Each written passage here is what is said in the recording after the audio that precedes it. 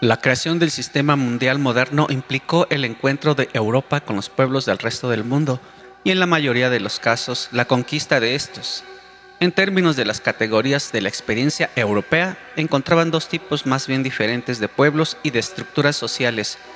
Había pueblos que vivían en grupos relativamente pequeños, que no tenían archivos ni documentos escritos, que no parecían participar en un sistema religioso de gran alcance geográfico y que eran militarmente débiles en relación con la tecnología europea.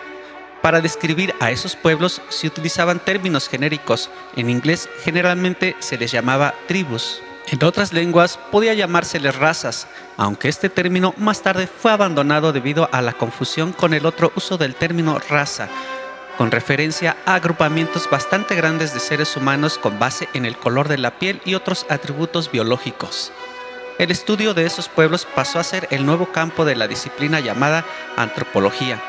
Así como la sociología en gran parte había comenzado como actividad de grandes asociaciones de reformadores sociales fuera de las universidades, también la antropología se había iniciado en gran parte fuera de la universidad como práctica de exploradores, viajeros y funcionarios de los servicios coloniales de las potencias europeas y, al igual que la sociología, fue posteriormente institucionalizada como disciplina universitaria, aunque esa disciplina estaba totalmente segregada de las otras ciencias sociales que estudiaban el mundo occidental. Algunos de los primeros antropólogos se interesaron por la historia natural de la humanidad y sus presuntas etapas de desarrollo. Igual que los primeros historiadores se habían interesado por una historia universal, pero las presiones del mundo exterior impulsaron a los antropólogos a convertirse en etnógrafos de pueblos particulares. En general, escogieron sus pueblos entre los que podían encontrar en las colonias internas o externas de su propio país. Esto casi inevitablemente implicaba una metodología muy concreta, construida en torno al trabajo de campo, con la que cumplían el requisito de investigación empírica de la ética científica y observación participante en un área particular, cumpliendo el requisito de alcanzar un conocimiento de profundidad de la cultura necesaria para su comprensión, tan difícil de alcanzar en el caso de una cultura tan extraña para el científico. La observación participante siempre amenazaba con violar el ideal de la neutralidad científica, al igual que la tentación siempre presente en la antropología, así como para los misioneros, de convertirse en mediador entre el pueblo estudiado y el mundo europeo conquistador, particularmente porque el antropólogo solía ser ciudadano de la potencia colonizadora del pueblo en estudio, por ejemplo, los antropólogos británicos en África Oriental y del Sur, los antropólogos franceses en África Occidental, los antropólogos norteamericanos en Guam o los que estudian a los indios norteamericanos, los antropólogos italianos en Libia. Su vinculación con las estructuras de la universidad fue la más importante de las influencias que obligaron a los antropólogos a mantener la práctica de la etnografía dentro de las premisas normativas de la ciencia. La búsqueda del estado prístino antes del contacto de las culturas también indujo a los etnólogos a creer que estaban estudiando pueblos sin historia.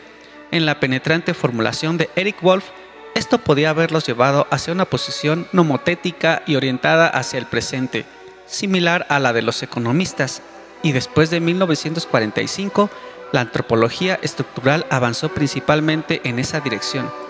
Pero inicialmente la prioridad correspondió a las necesidades de justificar el estudio de la diferencia y de defender la legitimidad moral de no ser europeo. Y por lo tanto, siguiendo la misma lógica de los primeros historiadores, los antropólogos se resistieron a la demanda de formular leyes, practicando en su mayoría una epistemología ideográfica. Sin embargo, no era posible clasificar a todos los pueblos no europeos como tribus. Hacía mucho tiempo que los europeos tenían contacto con otras llamadas altas civilizaciones, como el mundo árabe, musulmán y China.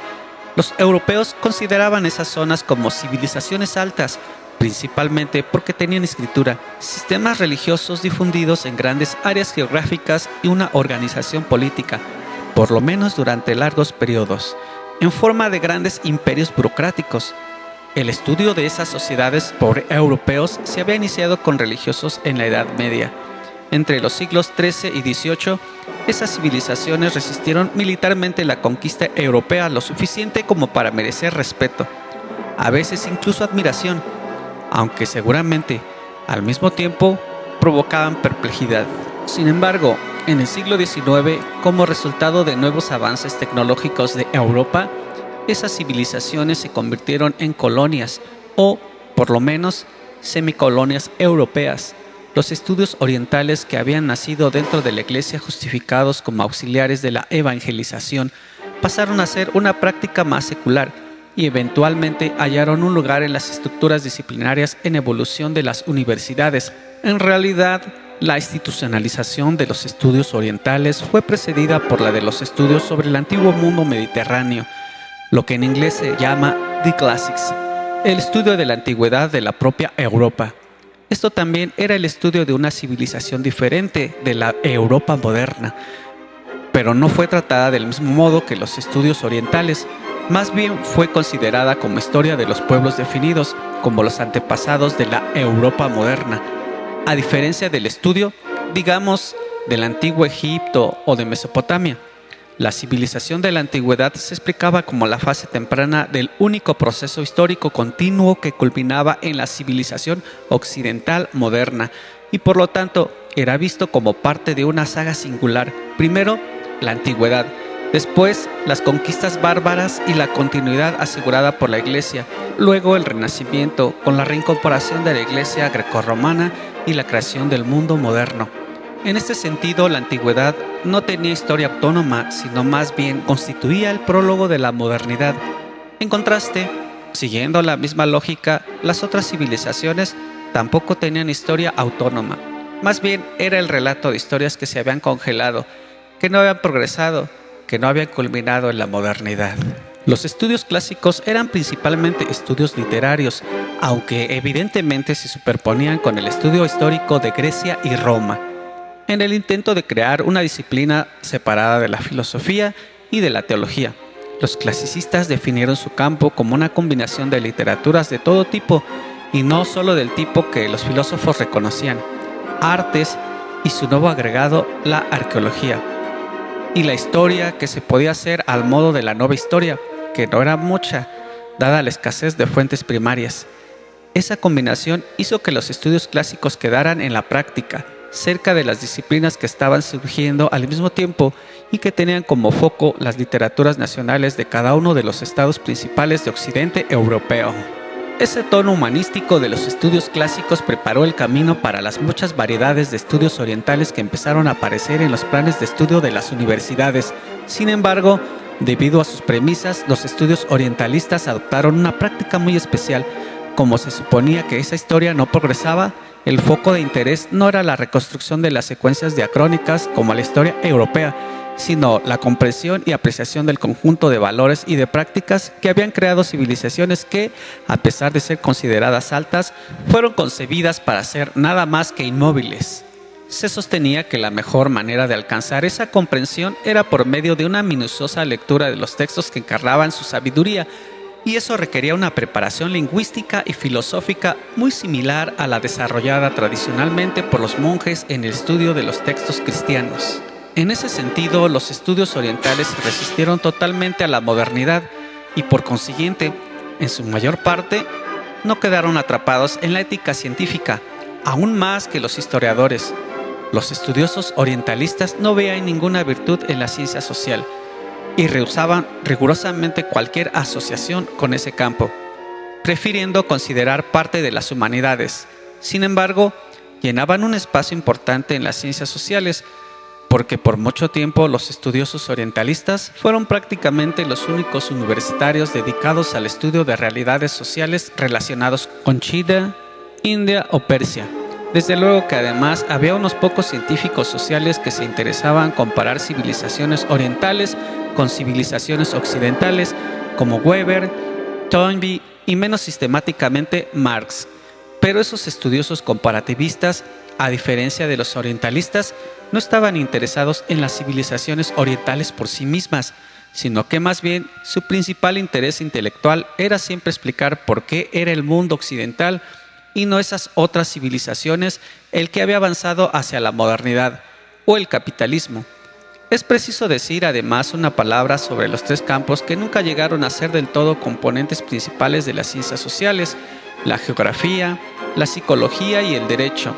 La geografía, al igual que la historia, era una práctica muy antigua. A fines del siglo XIX se reconstruyó una disciplina nueva, principalmente en universidades alemanas, que inspiró su desarrollo en otras partes. Los intereses de la geografía eran esencialmente los de una ciencia social, pero se resistía a la categorización. Intentaba acercarse a las ciencias naturales gracias a su interés por la geografía, física y las humanidades, dentro de su preocupación por lo que se llamaba geografía humana, haciendo un trabajo en algunos sentidos similar al de los antropólogos, aunque con énfasis en la influencia del ambiente. Además, antes de 1945, la geografía fue la única disciplina que intentó de manera consistente ser realmente mundial en su práctica. En términos de su objeto de estudio, esa fue su virtud y posiblemente su desgracia. A medida que, a fines del siglo XIX, el estudio de la realidad social se fue compartiendo cada vez más en disciplinas separadas, con una división clara del trabajo. La geografía empezó a parecer anacrónica en su tendencia generalista, sintetizadora y no analítica. Probablemente como consecuencia de esto, la geografía fue durante todo el periodo una especie de pariente pobre en términos de números y prestigio, funcionando a menudo meramente como una especie de agregado menor de la historia. En consecuencia, en las historias sociales hubo un relativo descuido del tratamiento del espacio y el lugar. El acento en el progreso y la política de la organización del cambio social dio una importancia básica en la dimensión temporal de la existencia social, pero dejó la dimensión espacial en un limbo incierto. Si los procesos eran universales y deterministas, el espacio era teóricamente irrelevante. Si los procesos eran casi únicos e irrepetibles, el espacio pasaba a ser un mero elemento y un elemento menor de la especificidad. En la primera visión, el espacio era visto como una mera plataforma en la que se desarrollaban los acontecimientos u operaban los procesos, esencialmente inerte, algo que estaba ahí nada más. En la segunda, el espacio pasaba a ser un contexto que influía en los acontecimientos, en la historia ideográfica, en las relaciones internacionales realistas, en los efectos de vecindad e incluso en los procesos de aglomeración marshallianos y externalidades. Pero esos efectos contextuales eran vistos en su mayoría como meras influencias, residuos que era preciso tener en cuenta para lograr mejores resultados empíricos, pero que no eran centrales para el análisis. Sin embargo, en la práctica, la ciencia social se basaba en una visión particular de la espacialidad, aunque no era declarada. El conjunto de estructuras espaciales por medio del cual se organizaban las vidas, según la premisa implícita de los científicos sociales, eran los territorios soberanos que colectivamente definían el mapa político del mundo. Casi todos los filósofos sociales daban por sentado que esas fronteras políticas determinaban los parámetros espaciales de otras interacciones clave: la sociedad de la ciencia, la economía nacional del macroeconomista, el cuerpo político del politólogo, la nación del historiador. Cada uno de ellos suponía una congruencia espacial fundamental entre los procesos políticos, sociales y económicos. En ese sentido, la ciencia social era claramente una criatura, si es que no una creación, de los estados, y tomaba sus fronteras como contenedores sociales fundamentales. La psicología, un caso diferente. También aquí la disciplina se separó de la facultad de filosofía, tratando de reconstruirse a sí misma en la nueva forma científica. Sin embargo, su práctica terminó por definirse no tanto en el campo social, sino principalmente en el campo médico, lo que significaba que su legitimidad dependía de la estrechez de la asociación con las ciencias naturales. Además, los positivistas, compartiendo la premisa de Comte, el ojo no puede verse a sí mismo, empujaron a la psicología en esa dirección. Para muchos, la única psicología que podía aspirar a la legitimidad científica sería una psicología fisiológica e incluso química. Así pues, esos psicólogos trataban de ir más allá de la ciencia social para llegar a una ciencia biológica y, en consecuencia, en la mayoría de las universidades, la psicología eventualmente se trasladó de las facultades de ciencias sociales a las ciencias naturales. Desde luego, había formas de teorización psicológica que ponían el énfasis en el análisis del individuo en la sociedad, y los llamados psicólogos sociales trataron efectivamente de permanecer en el campo de la ciencia social, pero en general la psicología no tuvo éxito en el establecimiento de su plena autonomía institucional y padeció, Frente a la psicología social, el mismo tipo de marginalización que sufrió la historia económica frente a la economía, en muchos casos sobrevivió a ser absorbida como subdisciplina dentro de la sociología. También hubo varios tipos de psicología social que no fueron positivistas, por ejemplo la Geisteswissenschaft de Wildenbach y la psicología de Gestalt. La teoría más fuerte e influyente en psicología, la teoría freudiana, que pudo haber vuelto a esa disciplina hacia una autodefinición como una ciencia social. No lo hizo por dos razones. Ante todo, porque surgió la práctica médica y en segundo lugar, porque su cualidad inicialmente escandalosa la convirtió en una especie de actividad de parias, lo que llevó a que los psicoanalistas crearan estructuras de reproducción institucional totalmente fuera del sistema universitario. Es posible que eso haya preservado al psicoanálisis como práctica y como escuela de pensamiento, pero también significó que dentro de la universidad los conceptos freudianos hallaran lugar principalmente en departamentos que no eran el de psicología. Los estudios legales son el tercer campo que nunca llegó a ser del todo una ciencia social. Ante todo, ya existía la Facultad de Derecho, y su plan de estudios estaba estrechamente vinculado a su función principal de preparar abogados. Los científicos sociales nomotéticos veían la jurisprudencia con cierto escepticismo. Les parecía demasiado normativa y con demasiada poca raíz en la investigación empírica. Sus leyes no eran leyes científicas, su contexto parecía demasiado ideográfico. La ciencia política se apartó del análisis de esas leyes y su historia para analizar las reglas abstractas que gobernaban el comportamiento político, de las cuales sería posible derivar sistemas legales adecuadamente racionales. Hay un último aspecto en la institucionalización de la ciencia social que es importante señalar. El proceso tuvo lugar en el momento en que Europa estaba finalmente confirmando su dominio sobre el resto del mundo. Y eso hizo que surgiera la pregunta obvia: ¿por qué esa pequeña parte del mundo había podido derrotar a todos sus rivales e imponer su voluntad a América, África y Asia? Era una gran pregunta, y la mayoría de las respuestas no fueron propuestas en el nivel de los estados soberanos, sino en el nivel de la comparación de civilizaciones, como ya lo habíamos advertido previamente. Lo que había demostrado su superioridad militar y productiva era Europa, en cuanto a civilización occidental, y no Gran Bretaña o Francia o Alemania. Cualquiera que fuese el tamaño de sus imperios respectivos, ese interés por el modo en que Europa se expandió hasta dominar el mundo coincidió con la transición intelectual darwiniana. La secularización del conocimiento promovida por la Ilustración fue confirmada por la teoría de la evolución, y las teorías darwinianas se extendieron mucho más allá de sus orígenes en la biología. Aun cuando la física newtoniana era el ejemplo predominante en la metodología de la ciencia social, la biología darwiniana tuvo influencia muy grande en la teorización social por medio de la metaconstrucción aparentemente irresistible de la evolución, donde se ponía gran énfasis en el concepto de la supervivencia del más apto.